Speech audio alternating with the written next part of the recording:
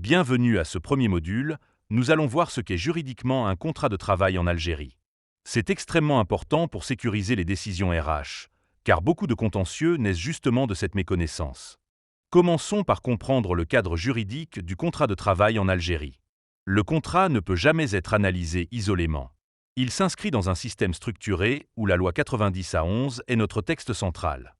À côté de cette loi, nous avons des décrets d'application, des conventions collectives et le règlement intérieur. Chacun a son rôle et sa hiérarchie. En tant que professionnel RH, nous devons toujours lire et appliquer ces normes correctement pour sécuriser nos pratiques et éviter les conflits. Rôle stratégique du contrat de travail. Le contrat de travail n'est pas un simple document administratif. C'est un outil stratégique qui protège l'entreprise et le salarié. Lors d'un contrôle CNAS, d'une inspection du travail ou d'un contentieux, c'est ce contrat que l'on examine en premier. Un bon contrat clarifie les obligations, sécurise la paix et réduit considérablement le risque social. Le contrat repose sur 3 piliers: la prestation de travail, le lien de subordination et la rémunération. Si l'un de ces éléments manque, la relation peut être remise en cause. Je vais vous donner des exemples concrets. Quand un salarié travaille sans directive claire, ou quand la rémunération est ambiguë, des litiges apparaissent rapidement.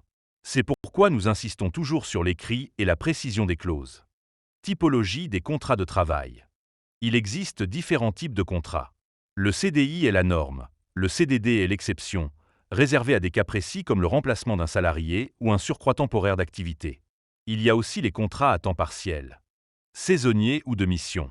Chaque type de contrat répond à une logique économique et sociale spécifique, et nous devons en comprendre les risques et limites pour l'appliquer correctement. Parlons maintenant du CDI, le contrat de référence. Il offre une stabilité pour le salarié et protège l'entreprise d'erreurs de requalification.